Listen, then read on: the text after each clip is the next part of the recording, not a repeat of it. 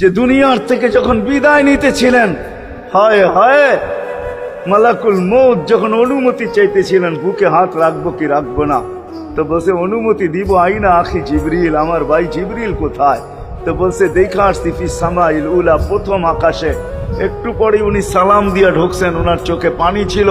তো বলছে আপনি কাঁদেন কেন? বলে আজকেই এলপিআরে চলে যাব, আর কোনোদিন ওহির বাহক হয়ে জমিনে আসবো না। আপনার পরে কোনো নবী নাই, কোনো রসুল নাই, আমারও ওহির কাজ শেষ। ওহির সুবাদে কখনো কখনো নৈকট্যময় জায়গায় চলে যেতাম, আজ থেকে আর যাওয়া হবে না। আমার চোখে পানি। দীর্ঘ ১.৫ লক্ষ নবী, ৩১৩ জন রসুলের কাছে আমি নিয়ে আসছি। আজকে শেষ দিন, এই জন্য চোখে পানি। তো উনি উল্টা প্রশ্ন করছেন, আপনার চোখে পানি কেন? জিবরিল মালাকুল মউত দাঁড়ায় আছে, অনুমতি চাইতেছে বুকে হাত দেওয়ার জন্য। এখনো এক প্রশ্ন বাকি। বলছে সেটা কি? বলে ফামান লিবাদিলি উম্মতি।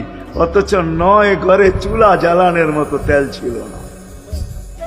খাওয়া তো দূরের কথা, বাতি জ্বালানোর তেল ছিল না। আম্মা জান আয়েশা রাদিয়াল্লাহু তাআলা আনহা বলেন, যদি তেল থাকতো তো খিদার তাড়না এতটুক ছিল, আগে তেল পান করে নিতাম। হাদিস উঠায়া দেখেন, লেখা আছে।